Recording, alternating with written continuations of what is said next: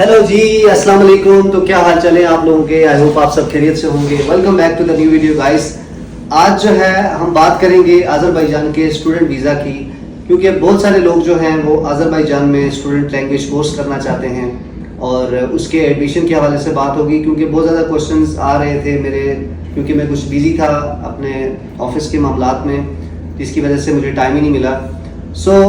आज हम बात करेंगे बेसिकली जो लोग स्टूडेंट्स पे आना चाह रहे हैं, क्योंकि थोड़ी देर पहले मुझे कॉल आई थी, एक बंदे ने बोला कि उसने मेरे पैसे लिए और अभी तक मेरा एडमिशन नहीं करवाया। गाइस, ऑफिशियली अभी एडमिशन ओपन है, आप अपना लैंग्वेज कोर्स में एडमिशन करा सकते हैं। मैं एक दफ़ा फिर आपको हर चीज़ डिटेल में मैं आपको एक्सप्लेन करता हूँ स्टूडेंट का प्रोसेस क्या है। अभी 1 अगस्त से पहले आप एजुकेशन वीज़ा पे ट्रैवल नहीं कर सकते, क्योंकि अजरबैजान का जो लॉ है, स्टूडेंट पोर्टल है, वो 1 अगस्त के बाद जो है ओपन होता है और आपकी टीआरसी 1 अगस्त के बाद ही अप्लाई हो सकती है। उससे पहले आप ट्रैवल ज़रूर कर सकते हैं, लेकिन आपका टीआरसी प्रोसेस नहीं होगा। अब इस पर बात करते हैं जी डॉक्यूमेंटेशन की। डॉक्यूमेंट्स क्या चाहिए होते हैं?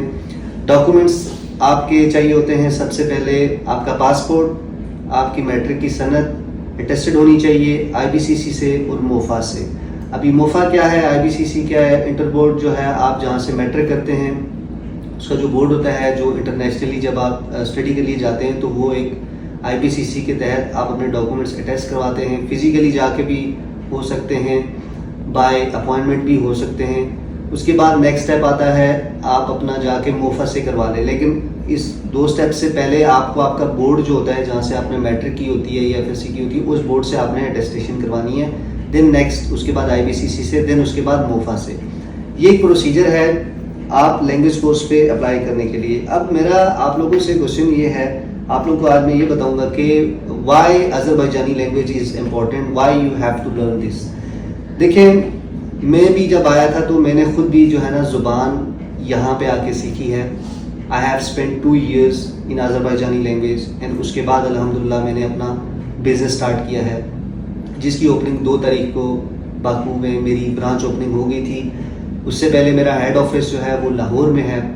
तो कहने का मकसद ये है कि गाइस, ज़ुबान बहुत ज़रूरी है कोई भी कारोबार को स्टार्ट करने के लिए।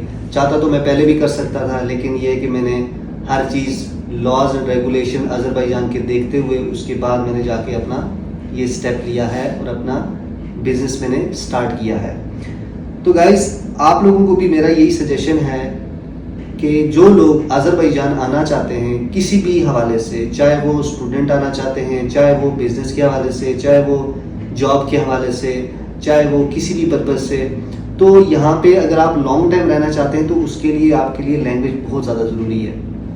देखें, इनको भी पता है, आपको भी पता है कि लैंग्वेज जो होती है ना, वो इंसान के पास की होती है, चाबी होती है। अगर आपको लैंग्वेज नहीं आती तो आप यहाँ पे कैसे सर्वाइव करेंगे? आप टाइम के साथ तो सीख जाएंगे, लेकिन यह कि आप कारोबार कैसे करेंगे? बहुत से लोगों को नुकसान किस लिए होता है? क्योंकि उनको ज़ुबान नहीं आ रही होती। तो कहने का मकसद ये है कि अभी इनकी कंट्री में ज़ुबान सीखने का मकसद ये है कि आप उस कंट्री में जब एंटर होते हैं तो आप जब ज़ुबान सीखते हैं ना, तो आपको उनके माहौल का पता लगता है, आपको उनके लॉज एंड रेगुलेशन का पता लगता है। देन उसके बाद आप बिज़नेस करते हैं। और वैसे भी जो लैंग्वेज कोर्स कोई भी किसी भी कंट्री का हो तो वो बिजनेस पर्पस के लिए होता है कि बंदा उसके बाद अपना कारोबार कर सके।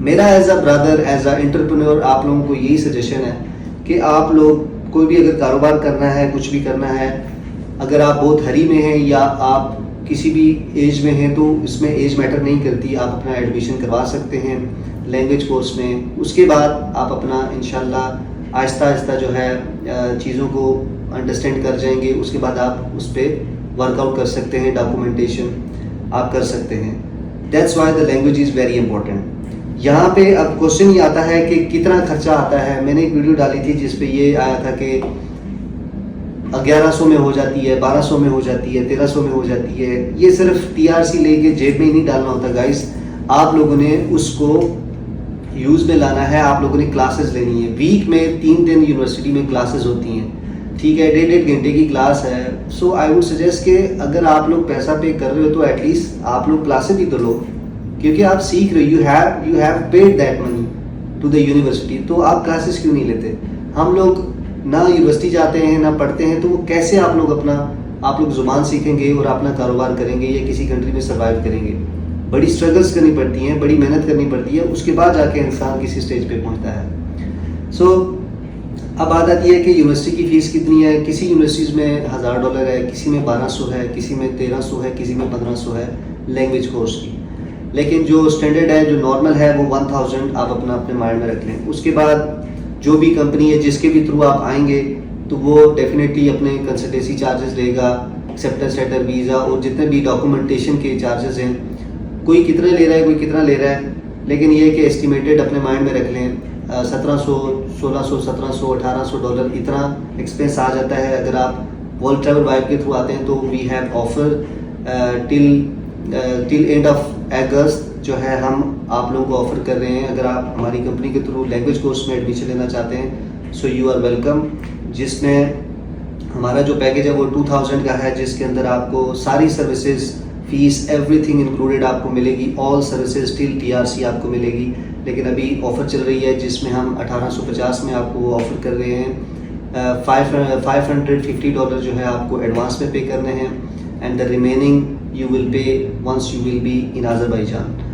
तो गाइस उसके बाद रिक्वायरमेंट्स मैंने आपको बता दी। मैट्रिक की सनद अटेस्टेड होनी चाहिए। उसके बाद आप मेडिकल में एडमिशन ले सकते हैं, आप इंजीनियरिंग में रह सकते हैं, आप बाकी बहुत सारे जो है कोर्सेज हैं, हर बंदे की चॉइस है, उस हिसाब से उसमें एडमिशन वो ले सकता है।